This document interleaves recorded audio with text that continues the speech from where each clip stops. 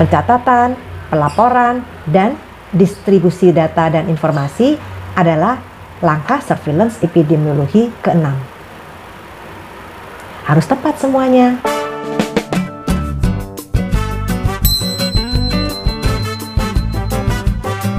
Assalamualaikum warahmatullahi wabarakatuh. Sobat sehat, bertemu kembali dengan saya Dr. Sufi. Ini adalah video saya yang ke-90.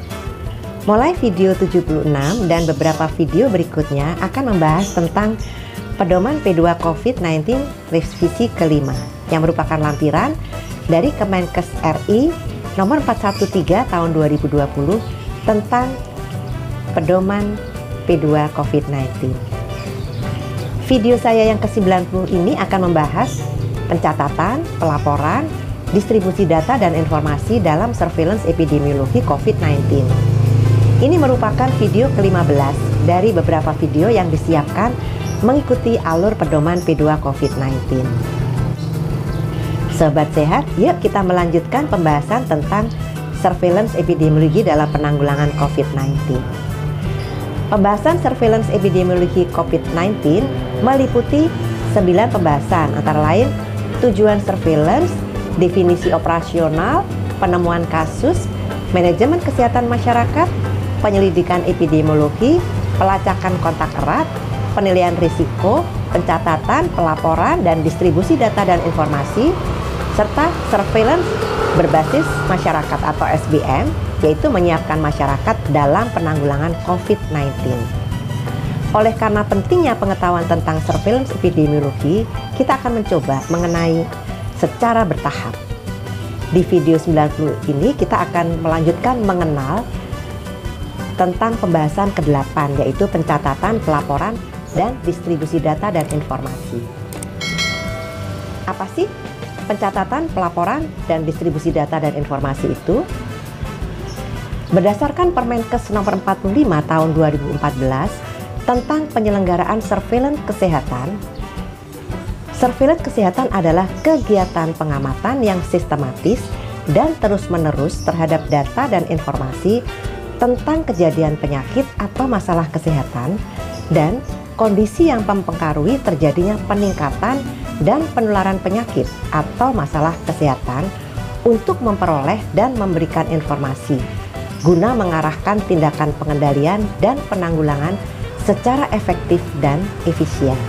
Kegiatan surveillance kesehatan diselenggarakan melalui pengumpulan data, pengolahan data, analisis data, dan diseminasi sebagai satu kesatuan yang tidak terpisahkan untuk menghasilkan informasi yang objektif, terukur, dan diperbandingkan antar waktu, antar wilayah, dan antar kelompok masyarakat sebagai bahan pengambilan keputusan.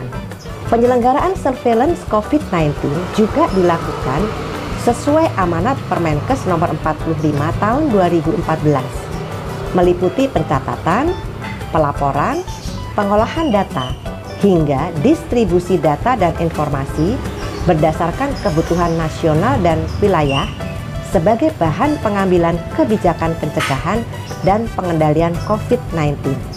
Pertama, pencatatan dan pelaporan. Pencatatan dan pelaporan kasus terkait COVID-19 harus menjadi alat komunikasi efektif antara petugas kesehatan baik di daerah maupun di pusat agar terjadi kesinambungan informasi dan upaya pengendalian kasus dapat tercapai. Oleh karena itu, sistem pencatatan dan pelaporan COVID-19 harus dilaksanakan secara cepat, tepat, lengkap, dan valid dengan tetap memperhatikan indikator kinerja surveillance, yaitu kelengkapan dan ketepatan laporan. Pencatatan dan pelaporan COVID-19 terbagi menjadi laporan notifikasi kasus, laporan pengiriman dan pemeriksaan spesimen, laporan penyelidikan epidemiologi, pelacakan dan pemantauan kontak, dan laporan harian agregat. Secara umum, pencatatan dan pelaporan kasus COVID-19 dilaksanakan terkomputerisasi dengan cara online berbasis aplikasi. Beberapa wilayah yang tidak bisa melaporkan secara online, pengiriman pelaporan dilakukan secara offline menggunakan formulir-formulir terlampir pada Permenkes 413 tahun 2020 ini melalui mekanisme yang disepakati. Laporan offline dari Fasiankes akan diinput ke aplikasi online oleh Dinas Kesehatan Kabupaten Kota. Sobat Sehat, aplikasi online yang sudah disiapkan sebagai sistem pencatatan dan pelaporan COVID-19 adalah pertama, All Record TC19. Bisa diakses di situs All Record TC19 Kementerian Kesehatan .go.id. Kemudian sistem online pelaporan harian COVID-19 ini juga bisa diakses di situs laporan harian COVID. Unit-unit yang melakukan pencatatan kasus COVID-19 diantaranya adalah puskesmas, rumah sakit, klinik dan fasilitas pelayanan kesehatan atau Fasiankes lainnya, kantor kesehatan pelabuhan atau KKP, Dinas Kesehatan Kabupaten Kota, laboratorium kesehatan yang ditunjuk antara lain Puslitbang, Biomedis dan Teknologi Dasar Kesehatan, Laboratorium Kesehatan Daerah atau Labkesda, Laboratorium Rumah Sakit, Laboratorium Universitas, BBTKLPP atau BTKLPP, kemudian BBLK atau BLK, Laboratorium BPOM, Balai Besar Veteriner, laboratorium swasta. Setiap elemen data atau variabel yang berhubungan dengan surveillance dilaporkan melalui aplikasi dengan alur pencatatan dan pelaporan sebagai berikut. Lihat gambar 3.3 alur pencatatan dan pelaporan COVID-19 yang ada di video ini. Selanjutnya, kita akan bahas laporan notifikasi penemuan kasus. Pertama adalah kasus wilayah. Kasus yang baru diterima oleh Fasiankes, baik puskesmas, rumah sakit, klinik atau Fasiankes lain, dan atau Dinas Kesehatan Kabupaten Kota, baik dari kunjungan pasien atau hasil penelusuran kontak erat, harus dicatat dan dilaporkan dalam formulir notifikasi penemuan kasus COVID-19 seperti terlampir dalam pedoman ini.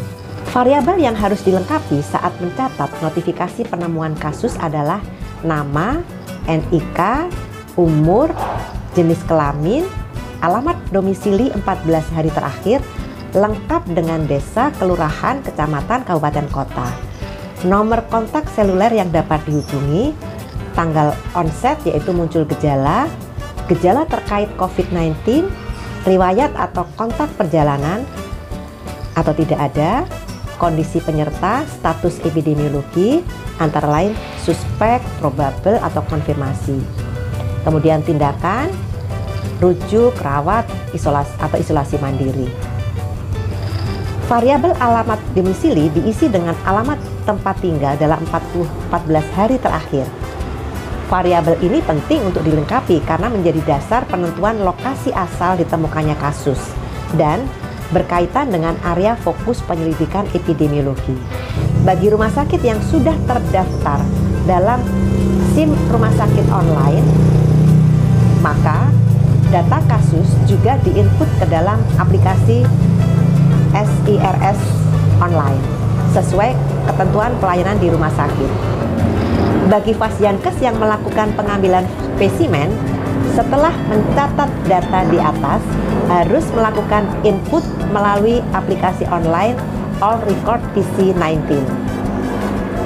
Formulir notifikasi penemuan kasus tersebut selanjutnya dikirim ke Dinas Kesehatan Kabupaten Kota dan Dinas Kesehatan Provinsi untuk direkap dan ditindaklanjuti.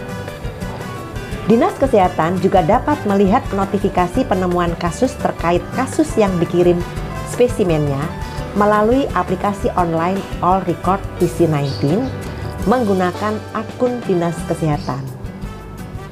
Bila kasus merupakan kontak erat yang harus dipantau, maka dilanjutkan dengan pelaporan pemantauan kontak erat. Sedangkan bila kasus merupakan kasus suspek, probable atau konfirmasi, yang perlu dilakukan penyelidikan epidemiologi dan pelacakan kontak, maka dilanjutkan dengan pelaporan penyelidikan epidemiologi. Untuk kasus yang harus dirujuk ke Vaskes lain, maka formulir notifikasi harus mencantumkan tanggal merujuk dan Vaskes rujukan yang dituju untuk menjadi perhatian Dinas Kesehatan. Bagi Vaskes yang memiliki akses ke aplikasi online, data kasus yang akan dirujuk harus dipastikan sudah diinput ke dalam aplikasi SIRS online atau All Record TC19 untuk memudahkan pelacakan riwayat pelayanan kesehatan bagi kasus yang bersangkutan. Kemudian kita akan membahas yang kedua, yaitu kasus di pintu masuk negara dan area kekarantinaan kesehatan. Pencatatan dan pelaporan kasus terkait COVID-19 di pintu masuk negara dan area kekarantinaan kesehatan dilakukan melalui aplikasi online Sinkarkes atau EHAC. Selanjutnya akan dilakukan sinkronisasi interoperable kepada aplikasi All Record TC19. Variabel data yang wajib dicatat dan dilaporkan antara lain: A.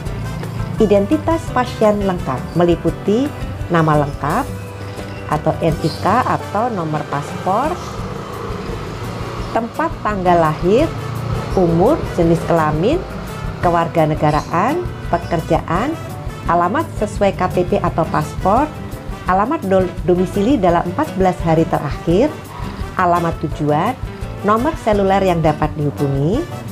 Kemudian B, informasi klinis meliputi tanggal mulai sakit atau onset, gejala atau tanda, diagnosis awal atau status kasus COVID-19, misalnya suspek, probable atau konfirmasi. C, riwayat perjalanan domestik atau internasional meliputi nomor penerbangan, nomor tempat duduk, tanggal kedatangan, negara asal kedatangan. D. Proses karantina meliputi nama, wisma atau hotel, nama tower atau kamar, tanggal pengambilan swab, lokasi pengambilan swab, tanggal keluar swab, hasil swab, tanggal swab ulang untuk kotak erat kasus konfirmasi, hasil swab ulang, tanggal keluar clearance kesehatan. E. Proses rujukan meliputi tanggal rujukan ke Vaskes, nama Vaskes rujukan.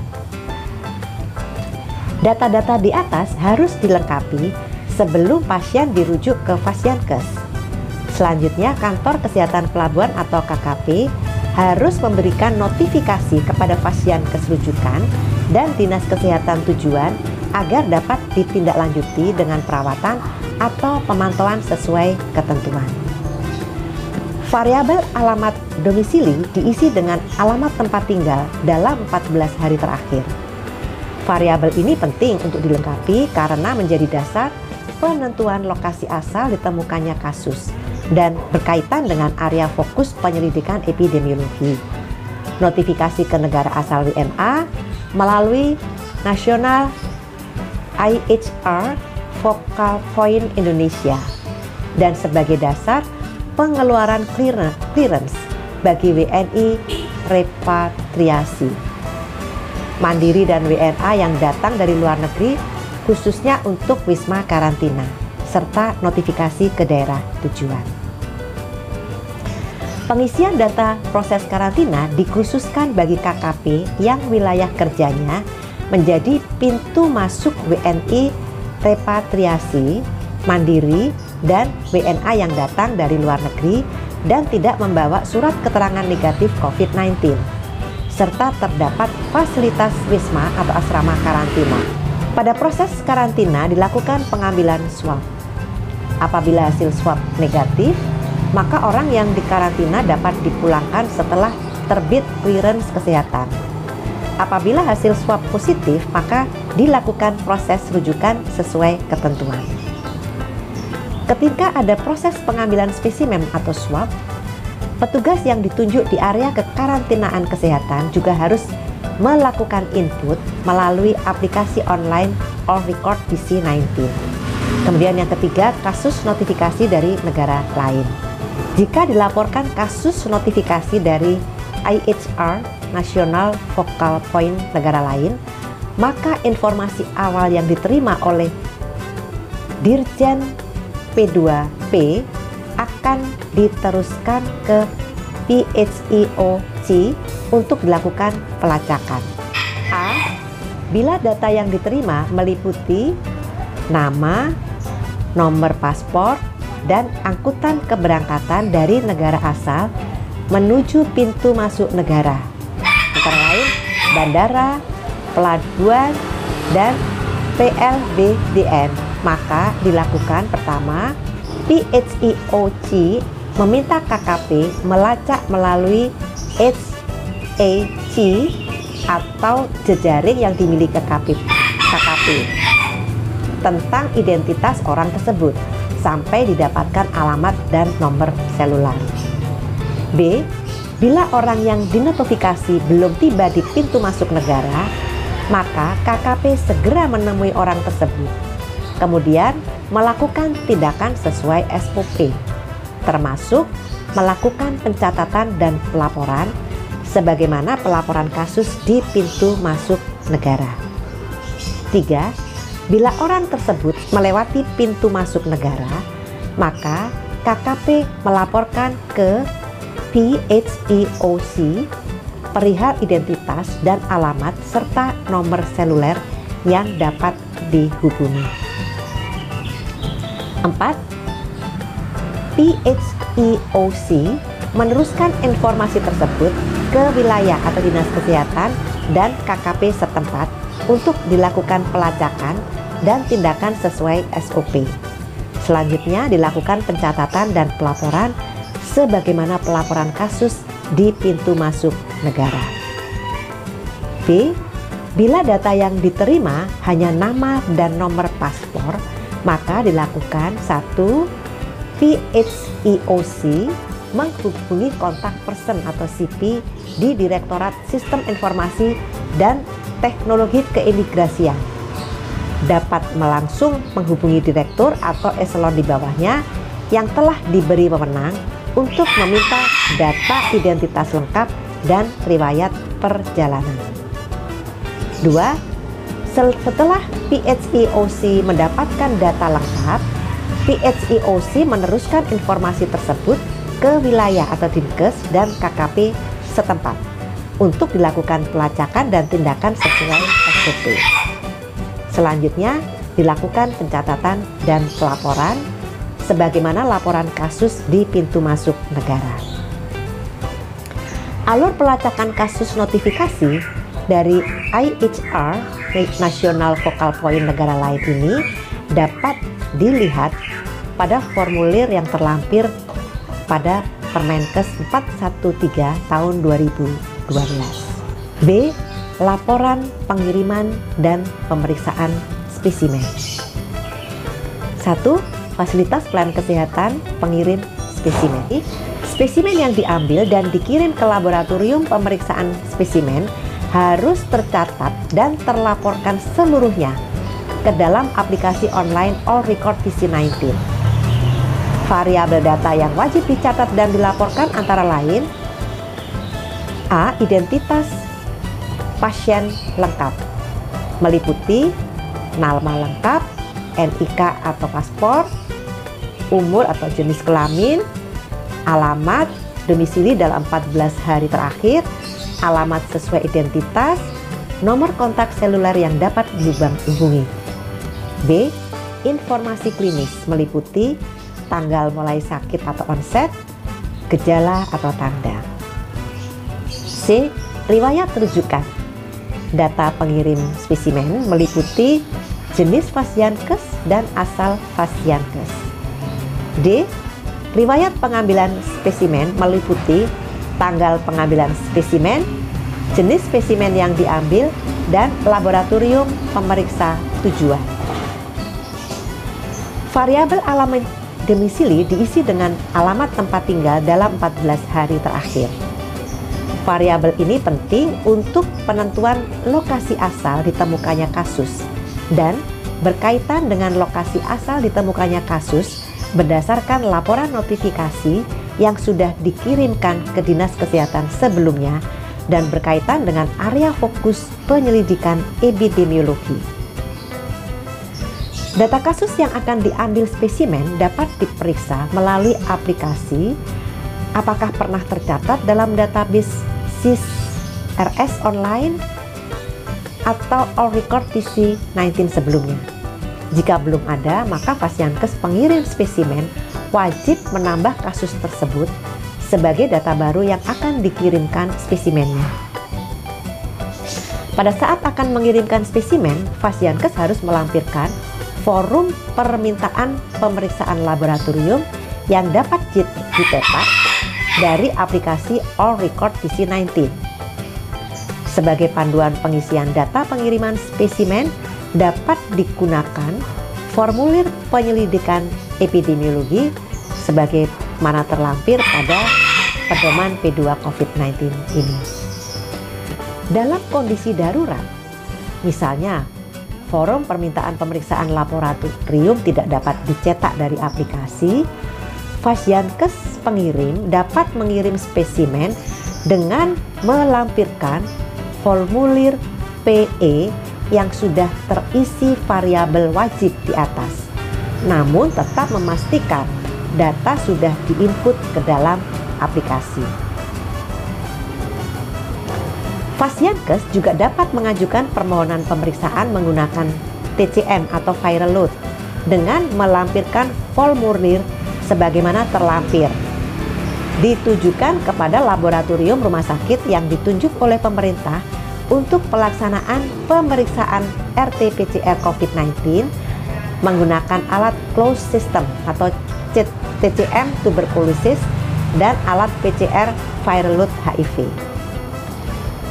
Setelah spesimen diperiksa oleh laboratorium dan laboratorium memperbarui data, maka hasil pemeriksaan dapat langsung dilihat oleh Fasiankes pengirim melalui aplikasi All Record TC19. Hasil yang didapat harus segera dilakukan tindak lanjut, baik perbaikan tata laksana kasus, penyelidikan epidemiologi, berkoordinasi dengan Dinas Kesehatan, maupun pengambilan atau pengiriman spesimen ulang bila diperlukan. 2. Laboratorium pemeriksaan spesimen. Seluruh laboratorium di lingkungan rumah sakit dan laboratorium lain yang ditunjuk untuk melakukan pemeriksaan uji RT-PCR SARS-CoV-2 diwajibkan melaporkan hasil uji dalam waktu 1 kali 24 jam ke Kementerian Kesehatan melalui aplikasi All Record TC19.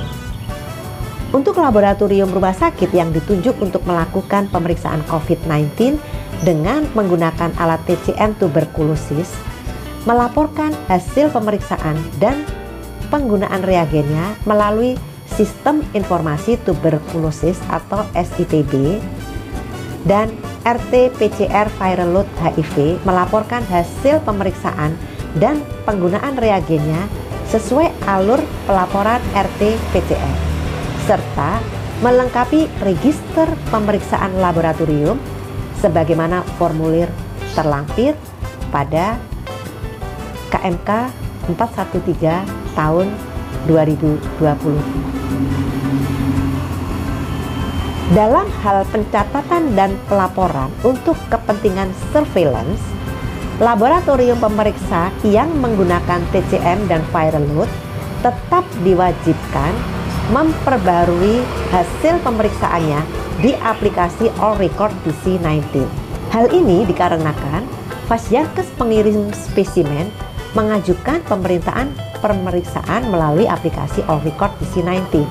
Variabel yang wajib diperbarui oleh laboratorium melalui All Record TC19 meliputi jenis spesimen, lab pemeriksa, nomor sampel lab, tanggal sampel diterima, tanggal spesimen diperiksa, hasil pemeriksaan dan kesimpulan. Bila didapatkan spesimen tidak adekuat atau terdapat kekeliruan penggunaan material atau media, atau hasil pemeriksaan inkonklusif atau tidak valid, laboratorium dapat mengirimkan notifikasi ke Fasiankes pengirim spesimen tersebut untuk melakukan pengambilan spesimen ulang dan pengirimannya sesegera mungkin. Selanjutnya yang ketiga, Dinas Kesehatan. Dinas Kesehatan baik kabupaten kota maupun provinsi dapat memantau hasil pemeriksaan laboratorium melalui aplikasi All Record TC19 menggunakan akun Dinas Kesehatan. Selanjutnya dapat dilakukan tindakan sesuai hasil pemeriksaan yang ditampilkan. Keempat, Kementerian Kesehatan. Public Health Emergency Operation Center atau PHEOC dapat melakukan verifikasi hasil pemeriksaan laboratorium yang muncul di All Record TC19 dan SITB. Hasil pemeriksaan tersebut dapat dikoordinasikan kembali dengan Dinas Kesehatan untuk ditindaklanjuti sesuai hasil pemeriksaan, termasuk meminta kelengkapan data kasus melalui proses penyelidikan epidemiologi dan pelacakan kontak erat. Laporan penyelidikan epidemiologi atau PE. Pertama, fasilitas pelayanan kesehatan. Fasilitas pelayanan kesehatan atau Fasiankes yang melakukan perawatan kasus atau pemantauan kasus isolasi mandiri diharuskan melengkapkan data kasus melalui aplikasi All Record TC19. Bila Fasiankes tersebut terdaftar dalam aplikasi SIRS online, maka harus memastikan kedua aplikasi tersebut sudah terisi data yang sama dengan lengkap. Bila tidak dapat melaporkan secara online, maka Fasiankes harus melengkapi formulir PE terlampir pada pedoman P2 COVID-19 dan mengirimkannya ke Dinas Kesehatan Kabupaten Kota untuk dilengkapi dan ditindaklanjuti. Variabel data yang wajib dilengkapi dalam pencatatan dan pelaporan di Fasiankes antara lain: A. Informasi klinis meliputi tanggal mulai sakit atau onset, gejala maupun tanda, kondisi penyerta atau penyakit komorbid, diagnosis dan status kasus COVID-19, antara lain suspek, probable, atau konfirmasi. B. Riwayat perawatan meliputi tanggal mulai perawatan, tanggal mulai pemantauan untuk isolasi mandiri, tanggal keluar rumah sakit, perbaikan klinis selesai isolasi, dan tanggal meninggal. Memeriksa kembali data yang sudah diisikan untuk memastikan tidak ada variabel yang terlewatkan tidak terisi. Selanjutnya 2. Dinas Kesehatan Kabupaten Kota. Dinas Kesehatan Kabupaten Kota selaku pemegang wilayah harus dapat menguasai seluruh data kesehatan, termasuk data yang mengikat kasus yang sudah dinotifikasi oleh Fasiankes atau KKP dan berada dalam pengawasan tim kesehatan di wilayahnya. Oleh karena itu, kegiatan surveillance epidemiologi berikutnya berupa penyelidikan epidemiologi, bertujuan untuk mencari dan melokalisir risiko penularan. Beberapa variabel data dasar atas nama kasus sudah bisa didapatkan melalui aplikasi online All Record TC19 atau formulir PE yang sudah diisi oleh Fasiankes yang merawat dan melakukan pemantauan kasus atau kontak. Pada kegiatan ini, selain pemeriksa kelengkapan data dari Fasiankes, Dinas Kesehatan juga harus melengkapi variabel wajib berikut ini pada aplikasi All Record TC19. A. Faktor risiko riwayat perjalanan. B. Faktor risiko paparan atau kontak. C. Daftar kontak erat. D. Penetapan kriteria kasus atau suspek, probable, dan konfirmasi. Bila terdapat data yang tidak lengkap dari Fasiankes atau KKP, terutama nama, NIK, alamat domisili, maka Dinkes Kabupaten Kota harus mengikatkan Pasyankes dan KKP yang bersangkutan untuk melengkapi datanya. Selanjutnya D. Laporan pemantauan kontak erat.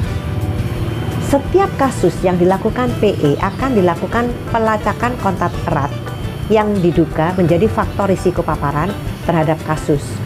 Juga kontak erat yang selalu bertemu dengan kasus. Terhadap kontak erat yang sudah ditemukan harus dicatat dan dilaporkan secara harian terkait status kesehatannya, tanggal kontak terakhir dengan kasus suspek, probable, konfirmasi, riwayat pengambilan spesimen jika terjadi perubahan status dari kontak menjadi suspek, riwayat rujukan, dan hasil pemantauan akhir. Formulir yang digunakan sebagaimana terlampir pada Permenkes 413 tahun 2020. Pasienkes yang merawat kasus suspek atau probable harus melakukan pelaporan pemantauan kontak erat dan juga melakukan pemantauan petugas kesehatan yang merupakan kontak erat karena merawat kasus suspek, probable, dan konfirmasi. Puskesmas, KKP atau area kekarantinaan kesehatan, fasilitas khusus kekarantinaan, dan rumah yang melaksanakan isolasi atau karantina mandiri juga harus melakukan pelaporan pemantauan kontak erat. Pemantauan kontak erat di rumah menjadi tanggung jawab petugas kesehatan di puskesmas setempat.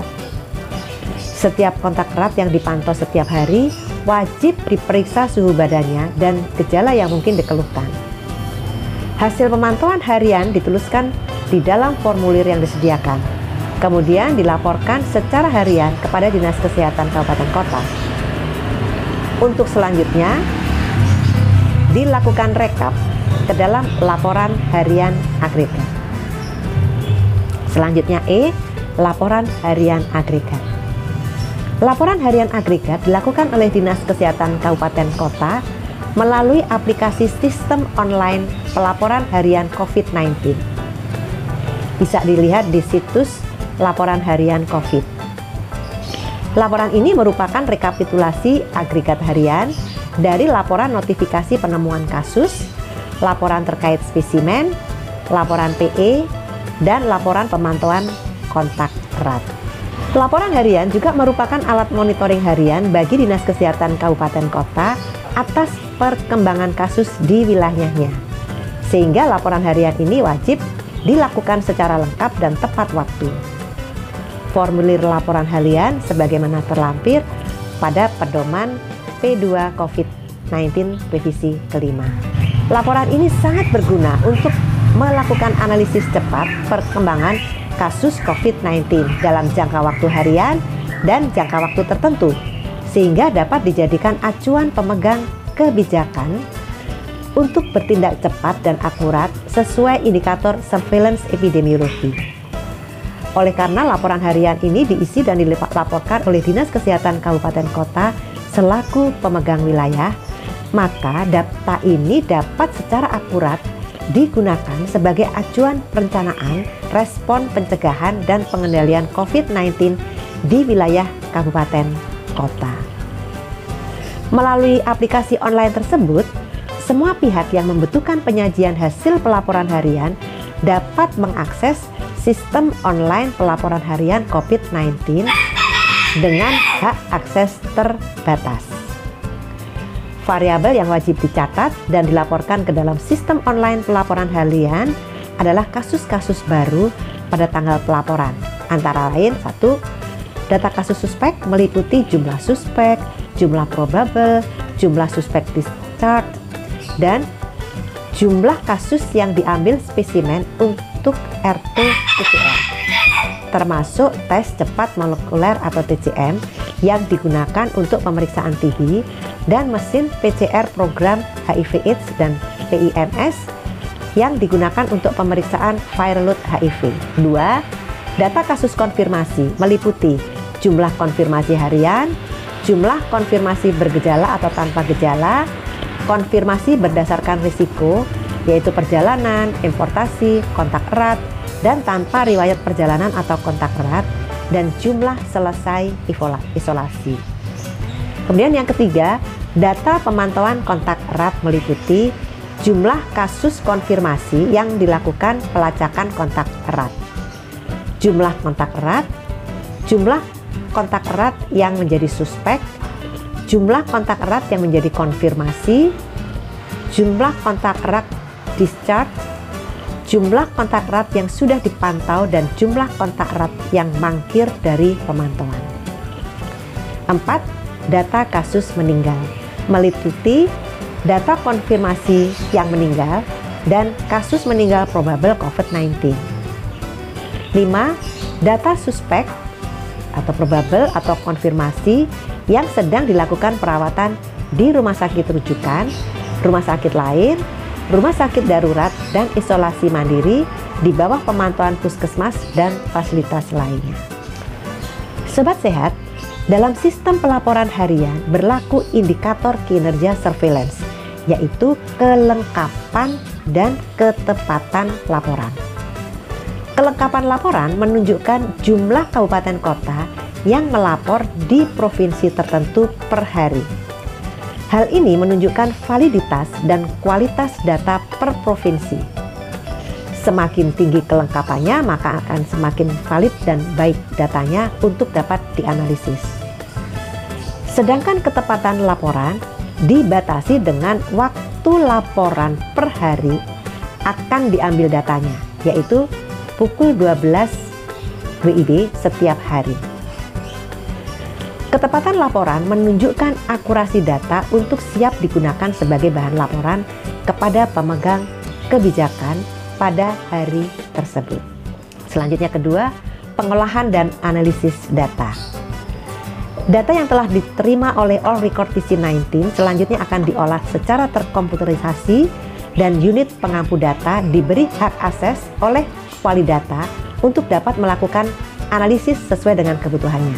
Analisis data dapat dilakukan di semua tingkatan, baik oleh Fasiankes, laboratorium, dinas kesehatan, KKP, maupun Kementerian Kesehatan dan sektor lain yang terkait dan membutuhkan.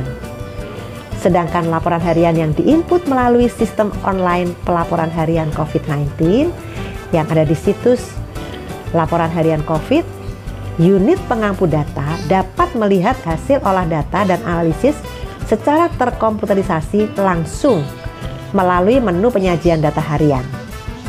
Penyajian hasil olah data dan analisis ditampilkan berdasarkan data kabupaten kota, provinsi, dan nasional. Hal ini dimaksudkan agar setiap level dapat memperoleh hasil pengolahan dan analisis data secara tepat sesuai daerahnya masing-masing untuk selanjutnya dapat dimanfaatkan sesuai kebutuhan.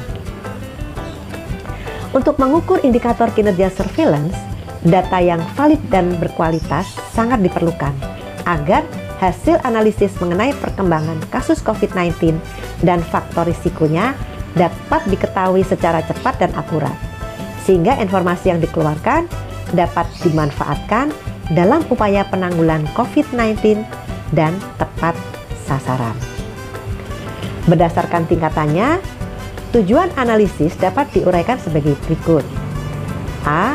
Fasiankes, rumah sakit, puskesmas, dan Fasiankes lain. Analisis digunakan untuk 1. Mengetahui perkembangan jumlah kasus atau probable atau konfirmasi menurut satuan waktu, harian, dan mingguan dan memuat wilayahnya.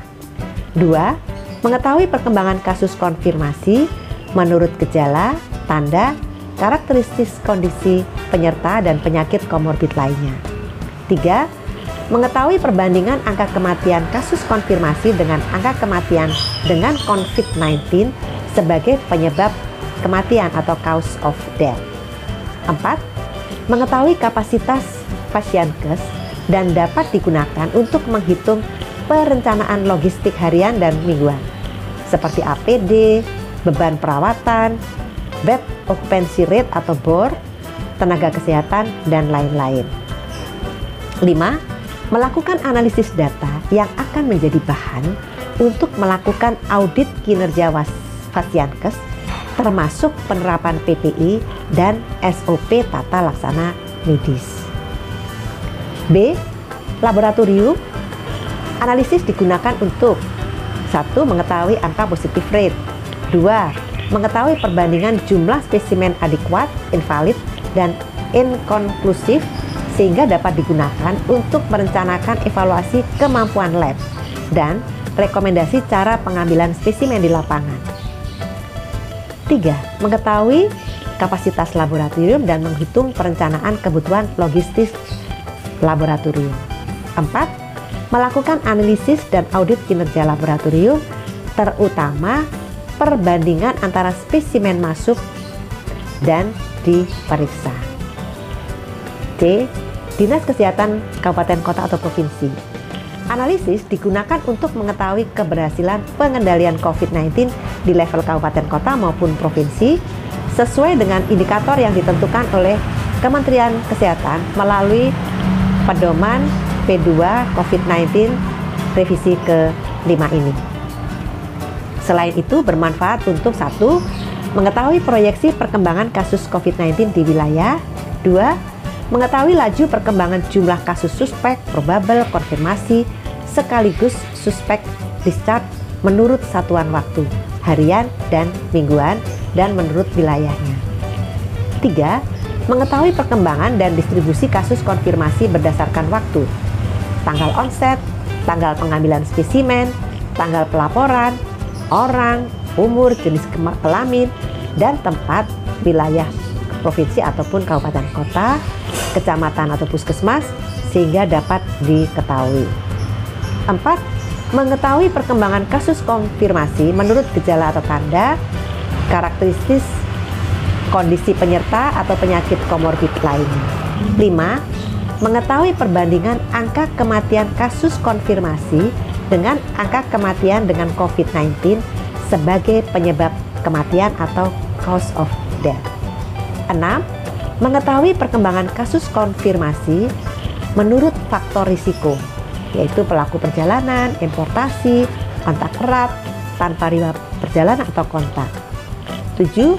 Mengetahui perkembangan kontak erat yang sedang dipantau, proporsi kontak erat yang menjadi suspek, probable, proporsi kontak erat yang menjadi konfirmasi, kontak erat discharge, dan mangkir dari pemantauan. D. Kementerian Kesehatan. Analisis digunakan untuk mengetahui keberhasilan pengendalian COVID-19 di level nasional sesuai dengan indikator yang ditentukan dalam Pedoman P2 COVID-19 revisi ke-5 ini. Tujuan lain sama dengan level daerah, ditambah dengan mengetahui perkembangan virus atau peta genetik. E. Sektor lain. Analisis digunakan sesuai kebutuhan. Selanjutnya kita akan membahas distribusi data dan informasi. Data yang telah diterima oleh Sistem All Record PC-19 dapat diakses melalui aplikasi dashboard Satu Data Kesehatan dari situs satudata.kemenkes.go.id. Dashboard tersebut dapat diakses secara publik. Sedangkan untuk mengakses detail data COVID-19, wali data akan memberikan hak akses hingga nasional dan disebarkan sesuai kebutuhan masing-masing unit yang menggunakan. Data yang ada di sistem dapat langsung dimanfaatkan oleh unit terkait, baik oleh Fasiankes, laboratorium maupun dinas kesehatan. Dalam keadaan KLB maupun pasca KLB, Kementerian Kesehatan dan Dinas Kesehatan dapat mengakses data individu, sedangkan lintas program dan lintas sektor terkait dapat memanfaatkan data terbatas yang dipublikasikan oleh wali data. Sedangkan hasil penyajian informasi dari data agregat laporan harian dapat langsung dimanfaatkan untuk mengkaji indikator epidemiologi di wilayah yang bersangkutan sesuai dengan tujuan analisisnya. Sobat sehat, demikianlah kita telah membahas tahapan pencatatan, pelaporan, distribusi data dan informasi sebagai langkah ke-8 surveillance epidemiologi. Kita akan bertemu pada video ke-91 yang akan membahas tentang surveillance berbasis masyarakat atau SBM, yaitu menyiapkan masyarakat dalam penanggulangan COVID-19 yang merupakan pembahasan ke-9 dari surveillance epidemiologi. Sampai di sini dulu ya. Saya tetap mengundang masukan dari Sobat Sehat. Silakan sampaikan di kolom komentar. Semoga selalu sehat. Wassalamualaikum warahmatullahi wabarakatuh.